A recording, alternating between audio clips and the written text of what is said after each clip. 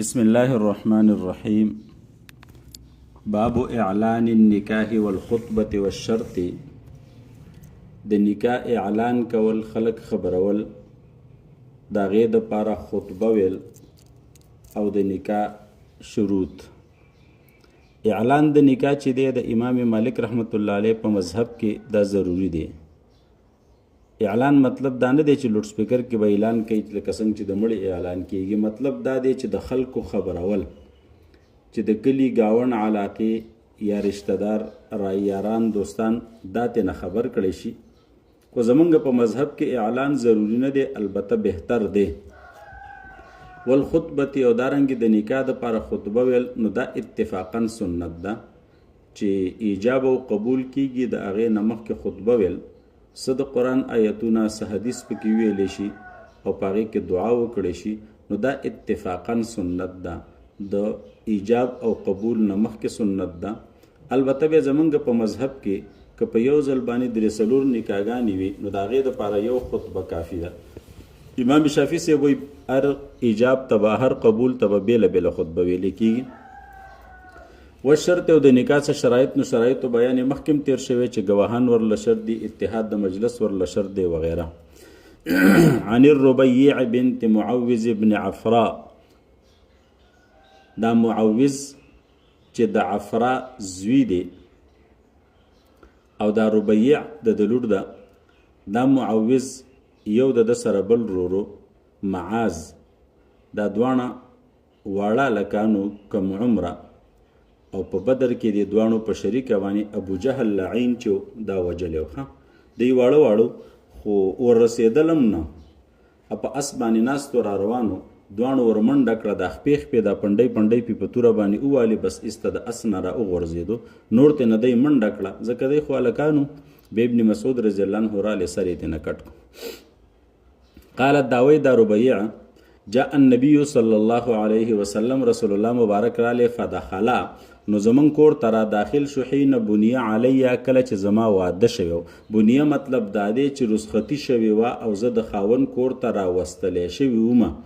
فجلس علی فراشي، نو دی زما په بستره باندې کېناستو، کومه چې د ناوې دپاره جوړ شوی ځای په هغې باندې کېناستو. که مجلس که مني، د خپل مخاطب ته وایي لکه داسې کېناستو څنګه چې ته زما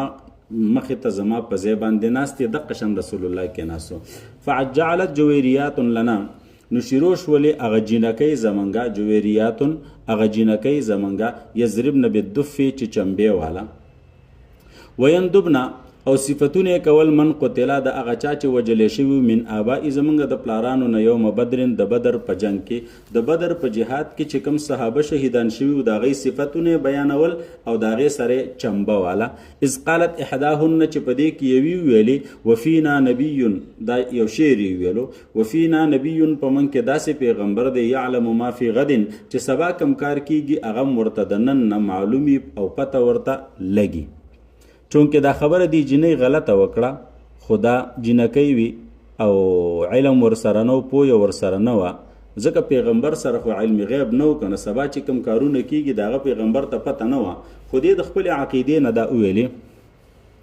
فقال دعی هذه، ویل دا خبرې پرېږده، دا څه ګډې وډې وې. وقولي بالذي كنت تقولین، او چې دا مخکې د کوم اشعار ویل، ام اقوایا. نو د دې نه دا معلومه شوله چې په واده کې په خادۍ کې چمبه وال او د هغې سره جایز اشعار ویل دا بالکل جایز دي، بلکې کتابونه لیکلي دي چې دا مستحب دي. چمبه او یا ډولکې چې ورته وایي، چې هغه لرګي باندې د چمبې په شان ته کوم ربړونه وغیره تړلی شوي، نو دا دواړه والی شي، دا په واده کې مستحب دي او بهتر دي. البته دا باجې، رباب، سیتار وغیره چې دي، نو دا مکروه دي، دا ګناه ده. بیا د دې سره اشعار هم ویلی شي، البته داسې ګنده ګانې مانې لکه دا نن سبا زمانه کې چې کوم دي، چې صفتونه پکې کېږي بیزې بیزې، د چا د شونډو، د چا د سترګو، د چا د څه، نو دا ټول ګناه ده. اشعار به پکې وایي داسې اشعار چې هغه د قرآن پاک یو مفهوم د آیت، یا د حدیث یو معناوي، یا د رسول الله صفتونه، مثلا یا د مکی او مدینی صفت پکې، د قرآن صفت پکې، د مدرسې صفت پکې، د علماو صفت پکې، د مجاهدینو صفت پکې وغیره. نو داسې اشعار هم ورسره ویلی شي، خو دا ویل د نابالغه جنکو د پاره دي.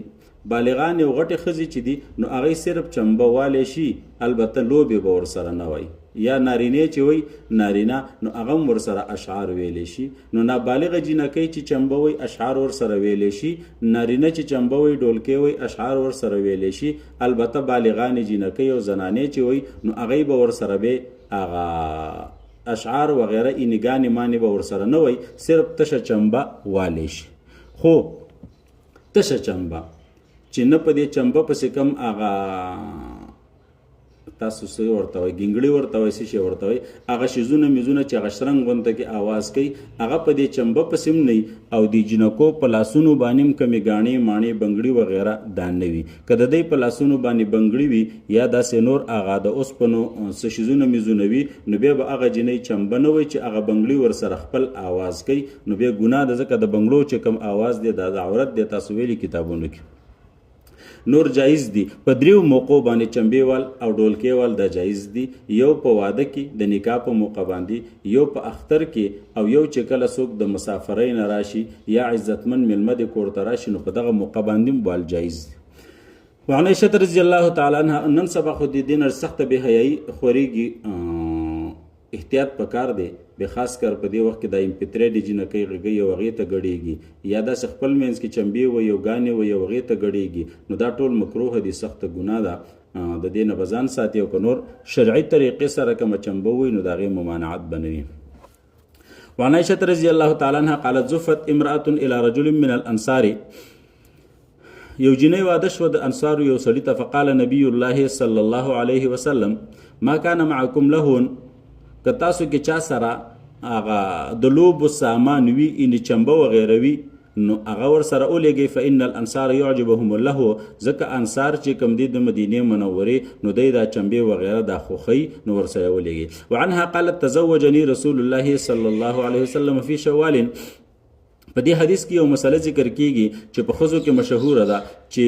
د روژې نه پس دا د شوال میاشت چې ورته ویلی کیږي، په دې کې چې نکاح کې نو دا میاشت سپیره ده او بیا دا نکاح سپیره کیږي او بچی نه پیدا کیږي او داسې درو خلکو را جوړ کړي دي. نو عایشه صدیقه رضی الله تعالی عنها فرمایي چې رسول الله مبارک چې ما سره نکاح کړې ده اینې ګوړاماتې هغه هم په شوال کې شوی و بنا بي او زما رخصتي او واده هم کړی فی شوالین په شوال کې، نو زمان نکاح اولنۍ ګوړامات هم په شوال کې شوی او نکاح واده هم په شوال کې شوی، سپیرتوب پکې شته. نو فأي نساء رسول الله کان احظى عنده مني، کوم یو زنانه د رسول الله زمانه نبی علیہ السلام ته ډیره نږدې وه، یعنی زمانه زیات محبت د رسول الله د کومې زنانه سره کړی دی، کوم سپیرتوب په من کې راغلی، نو مطلب دا دی چې دا خبره غلطه ده او دې کې سپیرتوب وغیره نشته. وعن عقبة بن عامر رضي الله تعالى عنه قال قال رسول الله صلى الله عليه وسلم احق الشروط ان توفوا به، په ټولو شرطونو کې چې کوم تاسو پوره کوئ د ټولو نه زیات لایق دا دی مستحللتم به الفروج، هغه شرط دی چې په هغې سره تاسو د زنانه او عورتونه ځان لره حلال کړي دي، ان ایجاب او قبول هم کړی دی. نو په دغه کې چې کوم شرط تاسو تړلی دی، شرط دا دی چې ښځې ته به مهر ورکړي، شرط دا دی چې ښځې ته به نفقه ورکړي، خرچه به ورکړي، نو د ټولو نه اول به تاسو دا شرطونه پوره کوئ، نور به وروستو خبرې دي. وعن ابي هريره رضي الله تعالى عنه قال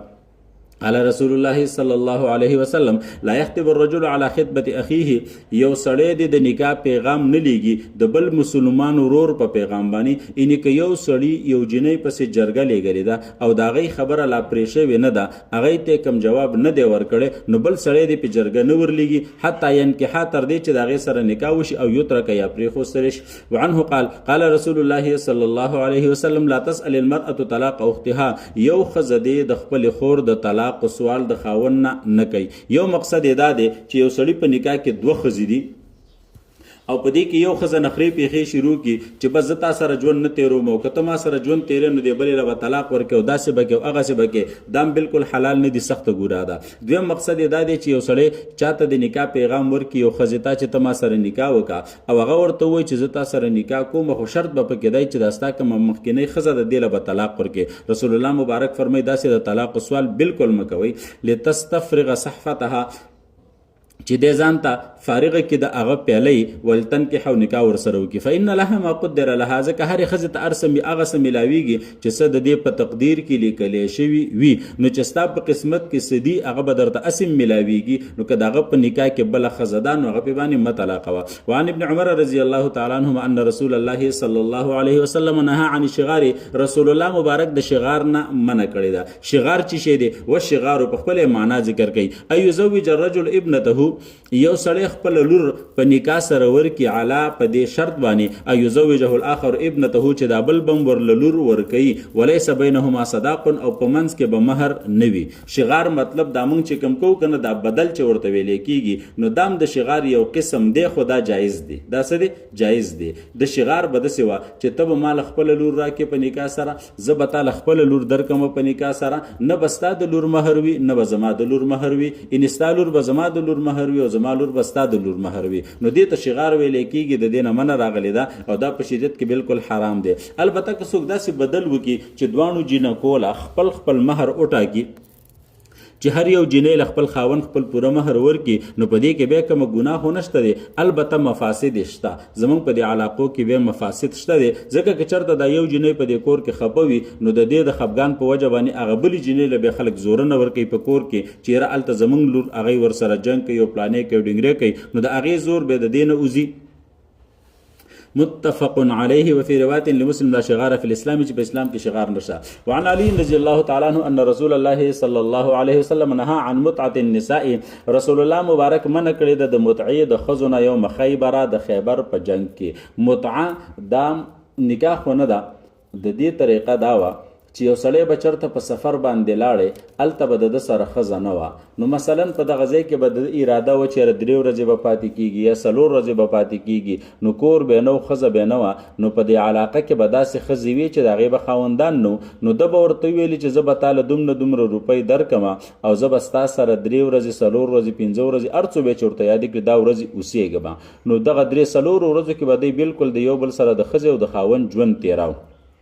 خو چې کله به هغه ټیم پوره شو نو خود به خود به دی د یو بل نه جدا و نه به پکې طلاق و نه به پکې نکاح و نه به پکې څه بس خپل منځ کې به دغه خبره وکړه دې ته به یې متعه ویله نو مخکې دا متعه جایز وه بیا رسول الله مبارک د دې نه منع وکړله بیا د خیبر په جنګ کې بیرته اجازت ورکړو د 4 ورځو دپاره بیا بیرته ترې نه منع وکړله تر قیامته پورې دا حرام وګرځېدلو نو رسول الله مبارک منع کړی د عن متعة النساء د متعې د ښځې نه یوم خیبره د خیبر په ورځ باندې یوم خیبره وعن اکل لحوم الحمر الانسیة او رسول الله مبارک منع کړی ده د دې خرو نه چې کوم په کورونو کې اوسیږي حمر انسیه چې د انسانانو سره په کورونو کې کوم اوسیږي د دې خرو د غوښو نه منع کړي او کوم چې ځنګلي خره وي نو هغه حلال دي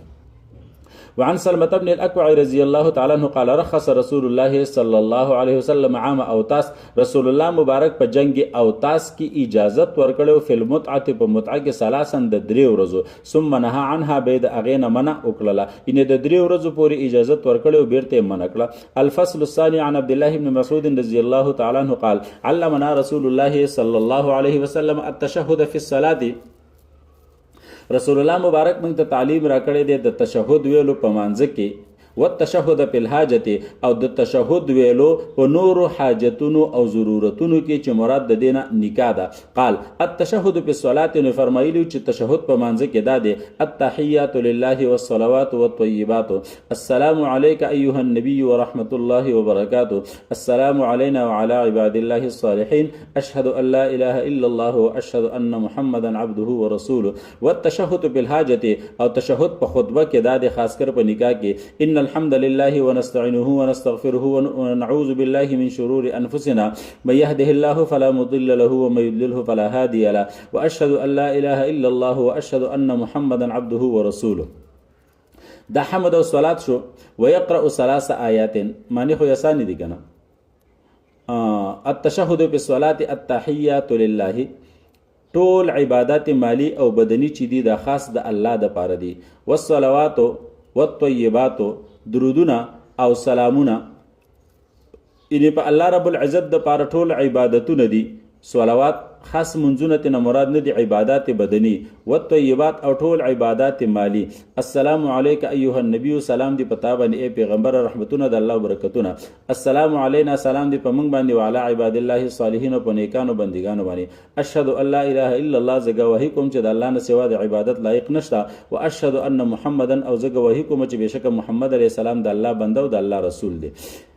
تشهد په نکاح کې ان الحمد لله د الله د پاره ثنا ده، ونستعينه د الله نه موږ مدد غواړو، بخنم ته نه غواړو، ونعوذ بالله موږ پناه غواړو من شرور انفسنا د خپل ځان د شر او د فساد نه، چې ځان ته بخپل باندې شر او فساد جوړ نکو. مې يهد الله چاته چې الله هدایت کې فلا مضل له، د پاره سو گمراه کوون کې نشتا. و مې يضلل هو چاته چې الله گمراه کې فلا هادي له، د سو لار خوستون کې نشتا. واشهد ان لا اله الا الله واشهد ان محمدا عبده ورسوله. ويقرأ ثلاث آيات بيد بك يودري آيتون ويا أيها الذين آمنوا اتقوا الله حق تقاته. دا ایمان والو تاسو د الله رب العزت نه ویریږئ په حق یریدلو سره. ولا تموتن، تاسو ممړه کېږئ الا وانتم مسلمون، مگر په داسې حال کې چې تاسو مسلمانان استئ. یا ایها الذين آمنوا اتقوا الله الذي، یا ایها الذين آمنوا، ای د ایمان والو، اتقوا الله الذي، تاسو ویریږئ د الله هغه ذات نه، تساءلون به چې تاسو د الله رب العزت په نوم سره د یو بل سوال کوي، والارحام، او ویریږئ تاسو د صله رحمینه، ان الله كان عليكم رقيبا. یا ایها الذين آمنوا اتقوا الله، ای د ایمان والو د الله نه ویریږئ، وقولوا قولا سدیدا، او تاسو وای وینا حق د شریعت مطابق. یصلح لكم اعمالکم، الله رب العزت بس تاسو اعمال خکې، ويغفر لكم ذنوبکم، وتاسو ګناهونه به معاف کړي. ومن يطع الله ورسوله، چا چې د الله او د الله د رسول تابعداري وکړه، فقد فاز فوزا عظیما، نو د کامیاب شو په کامیابی لوی سره. رواه احمد والترمذي وابو داود والنسائي وابن ماجه والدارمي. وفي الجامع الترمذي فسر الايه الثلاث سفيان الثوري. سفيان الثوري د دې درې آیتونو وضاحت او تشریح کړی ده. وزاد ابن ماجه بعد قوله ان الحمد لله نحمده، وبعد قوله من شرور انفسنا ومن سيئات اعمالنا. والدارمي بعد قوله عظيما ثم يتكلم بحاجته، بدخل ضرورت یاد کی. وروي في شرح السنه عن ابن مسعود في الخطبه الحاجه من النكاح وغيره. وعن ابي هريره رضي الله تعالى عنه قال قال رسول الله صلى الله عليه وسلم كل خطبه ليس فيها تشهد، هر هغه خطبه چې په دې کې شهادتين نوي، د الله حمد او ثنا پکې نوي، فهي كاليد الجزما، نو دا داسې دی لکه د کټ شوي لاس په شانته چې څوک خطبه وایي، مطلب اسې آیتونه او حدیثونه ووایي او په هغې کې حمد او صلات بیان نه کړي، شهادتین پکې ونه وایي، نو دا داسې نیمګړې خطبه ده لکه کټ شوی لاس. رواه الترمذي وقال هذا حديث حسن غريب. وعنه رضي الله تعالى عنه قال قال رسول الله صلى الله عليه وسلم كل امر ذي بال، هر یو کار چې دا د شان والا کار وي، دا د عزت والا کار وي، دا د احترام والا کار وي، مطلب دا دی چې جایز کار وي. لا يبدأ فيه بالحمد لله، چې په دې کې شروع د الحمدلله نه ونی شي، فهو اقطع، نو دا یو قسم لنډې بو چې ان کټ شوی دی. اقطع اصل کې دې ته ویل کېږي چې دا پوزه کټ شوی، نو مطلب دا دی چې دا به برکت وي. وعن عائشة رضی الله تعالی عنها قالت قال رسول الله صلی الله علیه وسلم اعلنوا هذا النکاح، تاسو اعلان کوئ د دې نکاح، ان خلق ته خبروي، خلکو ته اطلاع ورکوي. وجعلوه في المساجد، او نکاح په جمعتونو کې کوي. وضربوا عليه بالدفوف، او په دې باندې تاسو چمبي وي، ډول په باندې غږوي. رواه الترمذي وقال هذا حديث غريب. وعن محمد بن حاتب الجمحي عن النبي صلى الله عليه وسلم قال فصل ما بين الحلال والحرام، فاصله په منځ د حلال او د حرامو کې. الصوت والدف فی النکاح، هغه आवाज او دف دی په نکاح کې، چې حلال او حرام په منځ کې تمیز چې کېږي، نو دا صرف په دې دف او په څه سره کېږي، په आवाज سره، چې اشعار مر سره وي او دارنګ د دې سره ډولم والی کېږي. نو حلال نکاح کې چمبا ډولکیم وي او دارنګ د دې سره اشعار او आवाजم وي، او په حرام زنا کې خو به دغه کارونه نه وي، هغه پټوي. رواه احمد والترمذي والنسائي وابن ماجه. وعن عائشة رضي الله تعالى عنها قالت كان عندي جارية من الانصار، زما سره د انصارو یو جینۍ وه، زوجتها چې ما د هغې نکاح کړې وه. فقال رسول الله يا عائشة الا تغنين، الا تغنين، تاسو ورسره کمګانې بجانې یا د غنا کم آلات نه دي لیږلي. فإن هذا الحي من الانصار يحبون الغنا، ځکه دا د انصارو کلی چې کوم دی د مدینې منورې، نو دی دا ګانې او دا چمبې وغیره خوښوي په دې خادۍ کې، نو دا مور سره نه وي لیږلي. وعن ابن عباس قال انکحت عائشة، نکاح سره ورکړی و عایشه صدیقه ذات قرابت لها د دې یو رشتہ دار جنۍ من الانصار د انصارونه. فجاء رسول الله مبارک علیه فقال اهدیتم الفتاة اغا پیغله تاسو اولیږله د خاون کور ته، هغه پیغلم د خاون کور ته اولیږله. قالوا نعم ویل او. قال ارسلتم معها من تغني تاسو ور سره د اشعارو د پاره د غانو د پاره څوک لیږلی؟ قالت لا دی نه څوک هم ور سره نه دی لیږلی، مونږ خو د تبلیغیانو په شانه په تیره کې وروستي. فقال رسول الله ان الانصار قوم فيهم غزل د انصار داسې قوم دی چې په دې کې دا غزل ډیری وي، اشعار پکې ډیری وي. فلو بعثتم معها من یقول کچرته تاسو دې سره څوک لیږلی وي دا چې دا اشعار ویلې اتیناکم فحیانا وحیاکم، دا د یو شعر ټوکړه رسول الله مبارک ورته ویله. نو دا داسې اوږده غونته کې بګته دا داسې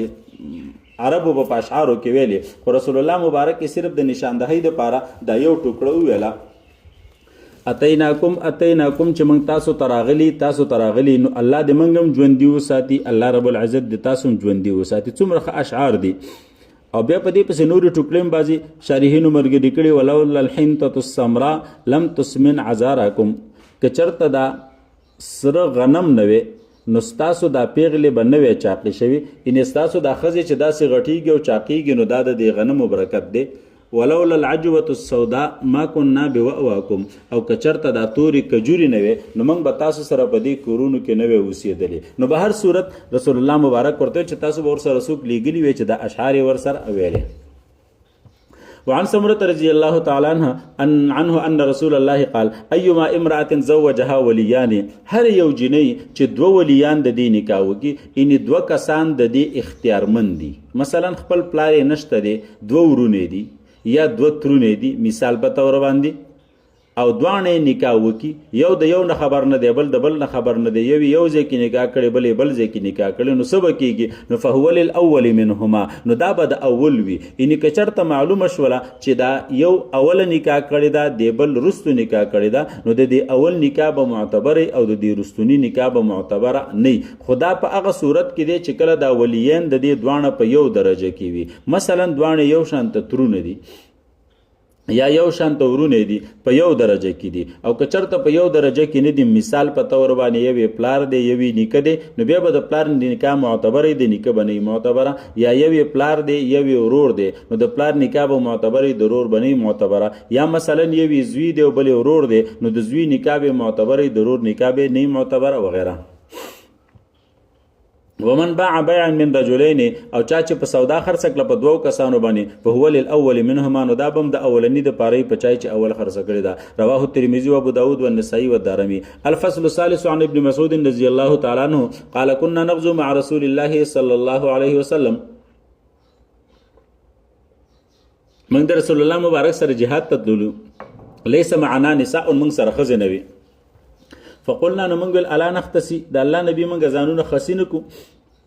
د خپل قوت ختم نکو. فنهانا عن ذلك رسول الله منګ د دینه منک ورنه داسې بنه کوي. ثم رخص لنا ان نستمتع، به منګ ته رسول الله اجازه را کوي تاسو متعه وکي، متعه مخ کې تیر شوله ان نستمتع. فكان احدنا ينكح المرأة، ومنګه چې یو کس به نکاح وکړه د یوې ښځې سره بثوب په کپړو سره الی اجلین تر یو نیټې پورې، ان یو جوړه جامې به ول ورکړي او ټیم به ور سره وټاکلو 2 ورځې 3 5 چې ارسمره بوا. ثم قرأ عبد الله یا ایها الذين امنوا لا تحرموا طیبات ما احل الله لكم. عبدالله ابن مسعود رضی الله عنه به د آیت تلاوت کو، ویل اے د ایمان والو تاسو هغه پاک شیزونه په ځان باندې محلالوي کم چې الله رب محراموي کم چې الله پاک تاسو د پاره حلال کړی دي. نو د دې مقصد دا شو چې عبدالله ابن مسعود رضی الله عنه دې طرف ته اشاره وکړه چې دا متعه حلاله ده، تاسو په ځان باندې اسی به سم محراموي. نو مخکې مونږ ویلې چې متعین رسول الله مبارک منع کړی ده، او په دې باندې د ټول امت اجماع ده چې متعه حرامه ده، سوا د شیعاګانو نه په امت کې د متعې هیڅوک هم قایل نه دي. پاتې شول ابن مسعود رضی الله عنه، نو ممکنه ده چې د خپل قول نه رجوع کړي وي، او کچرته رجوع نه کړي نو موږ دا سویل شو چې یره د تبا د رسول الله مبارک حدیث نو رسیدلې کې دې شي معلومه ورته نو چې نبی له سلام ته نه منن کړې ده نو که چېرته ورته معلومه شوي نو خامخا به د خپل قول نه رجوع کړی وي. وعن ابن عباس رضی الله تعالی عنهما قال انما كانت المتعة في اول الاسلام دا متعه چې ونه دا په اول د اسلام کې وه. كان الرجل يقدم البلدة سړی به یو ښار ته لاړې لیس له بها معرفة په هغه ښار کې به د څوک پیژندګلو والا نو سکور به نو فيتزوج المرأة نو د به یو ښځې سره نکاح وکړه بقدر ما يرى انه يقيم دومره اندازه کې چې څومره به دې دلته پاتې کېدلو فتحفظ له متاعه نو هغه ښځې به د سامانونو حفاظت کاو وتصلح له شیه او د ده دپاره به خورا سکاک جوړولو د هغې بندوبست به ورله کولو حتی اذا نزلت الآیة کله چې د آیت نازل شو الا على ازواجهم او ما ملکت ایمانهم چې دی به د عورتونو حفاظت کوي عورتونه به پټوي مګر د خپل ښځې نه او یا د خپلو وینځو نه که د دی نه پټ نه کړي نو خیر دی. نو قال ابن عباس فکل فرج سواهما فهو حرام نو هر عورت سوا د دې دوو نه چې د خپلې ښځې او یا د خپلې وینځې نو دا حرام دی نو معنا دا ده چې متعه حرامه ده. وعن عامر بن سعد رضی الله تعالی عنه قال دخلت على قرزة بن كعب و ابي مسعود زه داخل شوم په قرزه ابن کعب باندې او په ابو مسعود الانصاري باندې فی عرس په یو واده کې و اذا جوار یغنینا چې ما وکتل جنکو لوبې ویلي دا دوه صحابه ناستو صحابه غټ غټ صحابه دا ناستو او جنکو لوبې ویلي فقلت مرد ای صاحب رسول الله صلی الله علیه وسلم ای د رسول الله دوه ملګرو و اهل بدر او ای بدری صحابه يفعل هذا عندكم تاسو خواته چمبي والے کیږي تاسو ورسره ناستئ فقال رجل اجلس ان شئت که خوخه دی کینه فاسمع معنا